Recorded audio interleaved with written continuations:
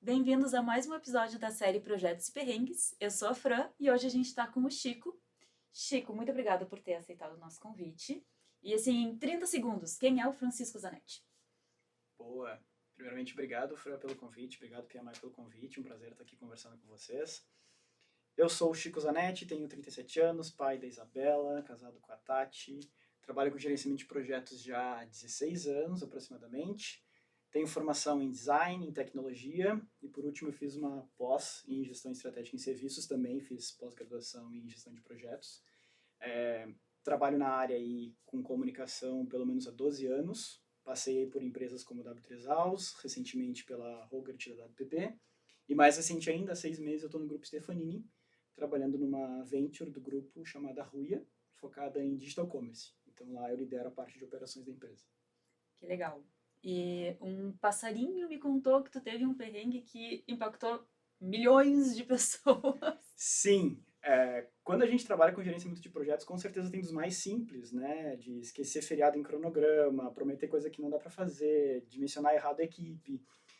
Eu tive um caso muito emblemático que aconteceu aproximadamente uns 7 anos atrás, que eu aprendi pra caramba, que envolveu uma das marcas mais amadas do Brasil em relação é do segmento de beleza e cuidados pessoais, envolveu o Google e envolveu 100 milhões de pessoas, Meu né? Deus. Era um projeto de uma ação de indicação de uma plataforma que a marca queria fazer com todo o seu público, e basicamente ela funcionava da seguinte forma: você fazia o cadastro num site, indicava amigas para participar junto, e tanto você quanto as amigas iam até o ponto de venda e retiravam um produto, uma amostra da marca. Então a plataforma foi criada justamente para ter esse efeito de escala. E era um projeto de alta complexidade e alto impacto. Eu fui convidado pelo diretor da empresa a fazer parte, a lidar com esse projeto, porque deveria ser erro zero, dado o impacto que teria na marca e no seu público. Então, assim, a gente foram 6 meses de planejamento e gestão até a entrega. Né? Então, contratamos fornecedor de análise de qualidade, teste de performance, teste de carga, tudo para não dar nenhum problema. Mas a gente sabe que quando tudo vai para o ar é que aí os problemas começam. Né? Então, o que aconteceu? No dia da divulgação do projeto, né, era uma sexta-feira, a gente fez a publicação do projeto e a marca ela fez um disparo, como se fosse um canhão de disparo para os primeiros 300 mil pessoas da marca que receberiam isso da base do CRM para começar a ativar a campanha. Então, isso foi feito, as pessoas começaram a acessar, todo o fluxo começou a acontecer, a gente montou um war room no WhatsApp com todas as áreas da marca, eram mais de 10 áreas envolvidas, mais de 50 pessoas diretamente envolvidas com o lançamento da ação. E passou as 2 primeiras horas e estava tudo certo. Só que, de repente, começaram a vir reclamações pelas redes sociais, pelo saque da marca, dizendo que o cadastro não estava funcionando. E a gente foi atrás da informação para entender o que estava rolando e a gente descobriu que uma API do Google que a gente instalou no aplicativo, na aplicação no caso, parou de funcionar porque deu número excedente de requisições e a gente foi entender o que estava acontecendo. O que aconteceu? Durante o planejamento da ação, o Google mudou as regras dessa API e a API tinha limite de uso. Socorro. Socorro. Isso estava tudo de pé, né? A campanha acontecendo, reclamações rolando, e a gente precisava ser rápido em tentar resolver esse problema. A gente entrou em contato com os representantes do Google aqui no Brasil, isso era uma sexta-feira à tarde, primeiro que ninguém me atendeu, depois passaram para fulano X, Y, até eu consegui falar com a gerente comercial representante dessa empresa aqui no Brasil, e eles me deram a má notícia de que para comprar essa licença premium, que teria muito mais acessos, eu levaria pelo menos de 24 a 36 horas. Ou seja, eu precisava resolver o problema naquele momento. Não tinha esse tempo, era muita gente impactada. Então primeiro ela não entendeu muito bem por que a gente estava usando muito, achou que era erro do nosso sistema, de mau uso da API, de ter muita requisição. Depois o time dela entrou em ação, entendeu que não era problema do sistema, e de fato então ela fez a requisição para o Google nos Estados Unidos para conseguir uma chave. Então foi muito caro, né? Muito caro para ter essa chave, dado o volume de pessoas que estava acessando. Só que aí teve um problema, que mesmo essa chave, ela durou aí cerca de 12 horas para entrar, para ela ficar habilitada, a gente colocar ela no sistema. Então a gente criou uma tática para o sistema seguir acontecendo e as pessoas não terem impacto. A gente começou a criar novas chaves temporárias e a gente fez um cálculo que a cada 40 minutos a gente tinha que trocar a chave para o sistema não cair. Só que aí o que acontece? O Google, né, tem todos os seus mecanismos de segurança, ele cancelou a minha conta pessoal, identificou que era eu tentando fraudar. Socorro. A pessoa que estava junto comigo fazendo a mesma coisa também da mesma maneira. Então a gente começou a pegar terceiros, envolver terceiros para conseguir criar novas chaves. A gente passou a noite inteira, até 9 horas da manhã do sábado, onde a gente conseguiu essa nova chave para que o site voltasse a funcionar. Só que aí passou o primeiro problema. Veio o segundo. A campanha foi um sucesso. Essa chave que a gente conseguiu com a marca, com essa empresa representante, durou muito menos tempo que o esperado. Ela durou só 3 dias, era para durar a campanha inteira, porque foi um sucesso a campanha, dado a quantidade de pessoas se cadastrando, influenciadoras falando de maneira orgânica sobre a campanha nas redes sociais. E a chave, então, não sustentou, ou seja, eu teria que comprar uma nova chave. Mais grana do cliente, né? Então, a gente optou, então, por mudar todo o motor de cadastro do site com o sistema funcionando. A gente ficou de domingo até segunda-feira, fim do dia, trabalhando em cima disso, fazendo toda a parte de testes de performance, teste de carga e homologação. E aí viramos o motor para esse novo motor que não precisava mais dessa API. E aí sim a campanha rolou de maneira super suave. Então a gente trocou de fato a turbina do avião com ele voando, com muita gente participando.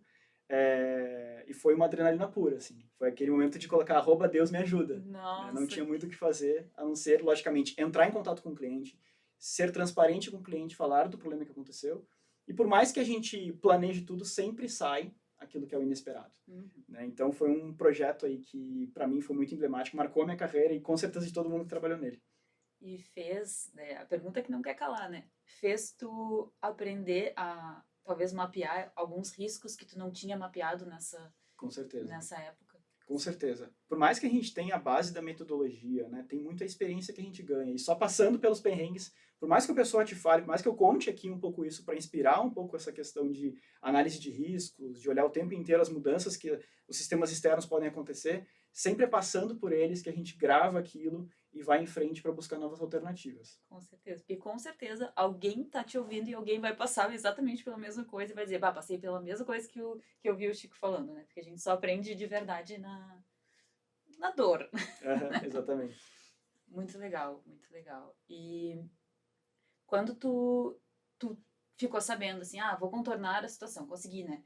Tu já tinha mapeado com quem tu tinha que falar ou tu teve que pensar na hora? Não, foi um processo de descoberta. O Google é muito grande, ele tem centenas de representantes no Brasil, então a gente teve que entrar em contato primeiro com a base da mídia que a gente tinha contato no Brasil, aí descobrimos qual era a empresa representante. Era uma sexta final da tarde, a representante comercial responsável estava em viagem, eu tive que forçar a barra, né, com a menina que me atendeu, que eu precisava conversar com essa pessoa. Ela me atendeu sem muito entender, mas foi uma jornada aí de 2 a 3 horas até a gente conseguir todos os contatos e as pessoas reclamando nas redes sociais. Sim. Então não adiantava eu tirar a plataforma do ar, botar aviso, porque era uma plataforma que mesmo que eu tirasse tudo dos canais, ela já estava para as pessoas fazerem indicações, então já estava acontecendo. Sim, já chegou, né? Então precisava resolver o problema, de alguma maneira ou outra eu precisava resolver o problema. Então foi uma adrenalina de envolver, talvez o mais difícil naquele momento foi contar para o cliente o que estava acontecendo. Então foi um aprendizado super importante meu de parceria com o cliente, né? Quando você tem a confiança do cliente, tudo fica muito mais fácil, porque ele se coloca ao seu lado, ele quer te ajudar. Então a própria cliente tentou me ajudar nos contatos para a gente resolver isso rápido, né? Tentar mitigar esse problema de maneira rápida. Então a gente tem 3 dicas aí. Uma, ser transparente e confiar e, né, passar confiança para o cliente, fazer uma análise de risco, né, profunda e não lançar nada na sexta-feira. É isso? Esse ponto da sexta-feira é interessante, porque essa marca específica ela lança sempre na sexta ou no domingo. Como o lançamento oficial da campanha era no domingo, onde começa um ciclo de campanha, eles queriam lançar na sexta para os clientes que já eram da base CRM. Então era uma condição que não conseguíamos atuar. Então é uma restrição, a gente tem que atuar nela e tentar fazer com que tudo aconteça, né? E se tivesse uma próxima campanha, com certeza, já mobilizar muita gente e muitos contatos para que nesse fim de semana, no caso de lançar na sexta, a gente tivesse com quem falar de maneira mais rápida. Sim, talvez avisar antes, né, quem é a API que tu vai estar usando, alguma coisa assim. Vai contra tudo que a gente aprende na metodologia, né, de não lançar nada na sexta, nem no fim de semana, nem na segunda, né. Mas que legal, é bem isso, a gente tá tentando mostrar um pouquinho, assim, compartilhar as nossas histórias, os nossos problemas, para mostrar que, primeiro, nenhum problema vai matar todo mundo, né? A gente sempre tem um jeito de contornar. E que, segundo, por mais que a gente tenha a metodologia, a gente precisa viver para aprender e para conseguir colocar na prática. E por mais que eu tenha a vivência, eu preciso da metodologia para saber como que eu contorno. Exatamente. algum problema, alguma situação. Então, a gente está trazendo isso e, por fim, também para mostrar que dá para passar tranquilo, né? Assim, tirando que Deus ajudou, o Google ajudou, mas que não precisa sentar num cantinho e chorar e ficar desesperado. E tem muita gente que perde um pouco o tom da conversa por ficar nervoso e passar, né, esse nervosismo para o resto da equipe. E eu acho que no papel de liderança, que é um pouquinho que, né, que tu está trazendo, é muito importante a gente ter essa inteligência emocional e conseguir, ok, eu tenho este problema e eu preciso resolvê-lo. Eu posso sentar depois, chorar, né, enfiar o pé na jaca, né, beber o mar inteiro, mas eu preciso, naquele momento, ter paciência e ter um pouquinho de tranquilidade. Como que tu acha que a gente pode ensinar ou, assim, indicar para as pessoas terem inteligência emocional para tratar um problema que nem a gente teve o teu, que foi gigante, né? Sim. Sabe, Fra, que no momento de pandemia, né, eu busquei muito terapia. Né? Acho que é 2 vezes por semana, né, tentar falar um pouco sobre tudo o que acontece, se sentir preparado, porque os desafios não são pequenos, né, o mercado está em constante mutação. Gerenciar projetos hoje não é mais difícil ou mais fácil do que era 10, 5 anos atrás. É diferente. Hoje você tem o ChatGPT que te ajuda a resolver vários problemas de gestão de projetos, mas, por um outro lado, exige uma capacidade analítica e de solução de problemas muito mais forte. Né? Porque as coisas acontecem de maneira muito rápida, ágil, as marcas não esperam, elas têm um momento delas para viver, ainda mais no marketing, né? Que é tudo muito do momento, do assunto que está rolando naquele instante. Então a gente tem que estar preparado para isso, né? A gente tem que fazer essa combinação naquilo que a gente acredita e que o cliente veja valor naquilo que a gente acredita até o ponto que eu consigo encaixar ele no meu método de trabalho, mas também nem tudo eu vou conseguir fazer isso. Tem muitas restrições, como era esse caso de lançar uma campanha na sexta-feira, que eu tenho que me preparar para isso. Sim. Né? Então, com certeza, tem muito de ler sobre o que está acontecendo, entender sobre novos métodos, novas formas, se preparar com certeza entendendo tudo aquilo que ninguém está vendo. Né? Acho que uma das atribuições do gerente de projetos é perceber o que ninguém está percebendo. Porque no caso de acontecer algum tipo de problema no meio do caminho, ele vai ser a pessoa que já tem as alternativas. Então acho que essa preparação ela é essencial.